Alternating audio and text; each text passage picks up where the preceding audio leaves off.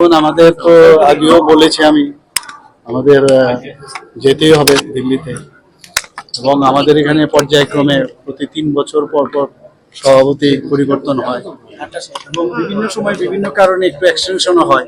এবারও তার ব্যতিক্রম হয়নি। তো এতদিন বাদে আমাদের যে সর্বভারতীয় সভাপতি নবীনজি হয়েছেন, ওনাকে একটু আমি শুভেচ্ছা জানিয়েছি ত্রিপুরার পক্ষ থেকে। পাশাপাশি ওনাকে বলেছি ত্রিপুরাতে আসার জন্য।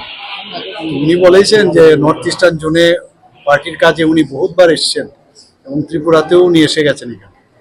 আমি বললাম যে সেটা ছিল যে দায়িত্বে আপনি ছিলেন, এখন তো আপনি সর্বভারতীয় আমাদের ন্যাশনাল প্রেসিডেন্ট।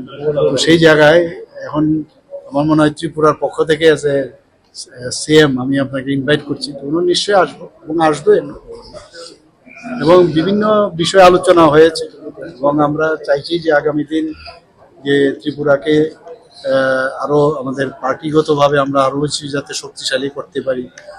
তো সেসব বিষয় নিয়েও মানে এত সময় তো ছিল না, কিন্তু মোটামুটি একবার যখন প্রথম আমি ওনার বাড়িতে যাই সেখানে আলোচনা হয়েছে।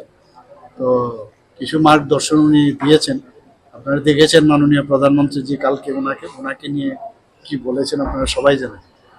যে আমাদের কাছে এখন সর্বভারতীয় সভাপতি, ওনার গাইডলাইন্সে পার্টিও চলবে এবং আমাদের পার্টির হয়ে যেভাবে আমাদের সরকার চলছে দুটোর মধ্যে তাল মিলিয়ে কিভাবে এই রাষ্ট্র নির্মাণ করা যায় এবং কার্যকর্তা নির্মাণ করা যায় সেই দিকে আমাদের মেইন উদ্দেশ্য। So what will be your